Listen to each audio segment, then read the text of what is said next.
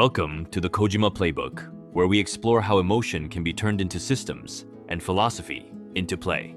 This presentation looks at game design not just as entertainment, but as a way to shape feeling, behavior, and meaning.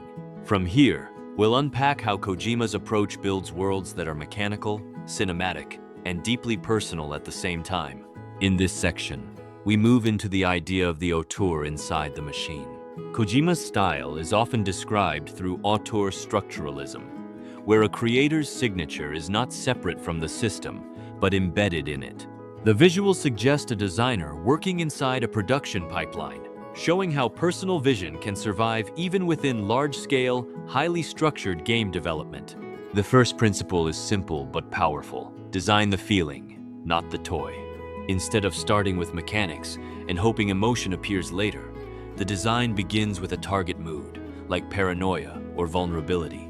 From the example on screen, you can see that movement, hiding, and limited resources are all tuned to support that emotional state. This matrix contrasts traditional game design with Kojima's approach. In the traditional model, mechanics come first, and space is treated like a playground. Here, though, space becomes a pacing device, and even the AI is designed differently. The key idea is that systems should adapt to the player and reinforce the story, rather than just repeat predictable patterns. This slide shows how the player is placed directly inside the story world. Lighting, sound, and radio dialogue are not just decorative touches. They guide tension and rhythm while keeping the player immersed. Even a simple hallway becomes a narrative tool, shaping suspense, context, and emotional pacing all at once. Here we see a living world that responds to the player instead of staying static. The enemies adapt, the environment resists easy solutions, and the game logs player behavior to keep the challenge alive.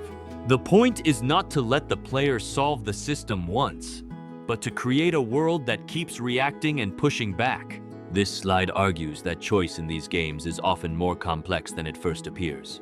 Kojima allows strategies that might look broken in a traditional balancing model because they reveal creativity, improvisation, and player invention. In that sense, so-called degenerate tactics become part of the design's meaning rather than a flaw to eliminate. Breaking the frame is about more than a gimmick. When the game reaches outside the screen, whether through memory cards, controller ports, or direct commands to the player, it creates a stronger sense of involvement. The player is no longer just observing a fiction, they are made aware of their own role inside it. The 1999 plan shows a philosophy of expanding mechanics rather than simply improving graphics. The focus is on adding systems that change how the player behaves, like more enemies, persistent bodies, and real-time stealth shadows. This reflects a belief that technological progress matters most when it deepens interaction and strategy. This slide connects Kojima's work to a larger thematic scale, moving from biological legacy to cultural legacy. The image of genes transforming into memes suggests that stories are not only about bodies or war, but also about information, memory, and control. It's a way of showing that his narratives were already thinking about the digital age before it fully arrived. Procedural rhetoric means that the rules themselves make an argument.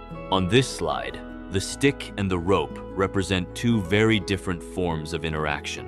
One is about violence and disconnection, the other about survival and connection. The lesson is that mechanics can express ideas as clearly as dialogue or cutscenes. The burden of action becomes visible here through consequence systems like demon points and lasting scars. Instead of treating violence as a neutral action, the game makes it feel weighty, exhausting, and ethically charged. Even the interface gives way to emotional consequence, reminding the player that what they do has a permanent cost. This slide turns to the absurd hero, where endurance itself becomes the theme. The image of carrying a heavy load up a steep slope captures the spirit of struggle without easy reward.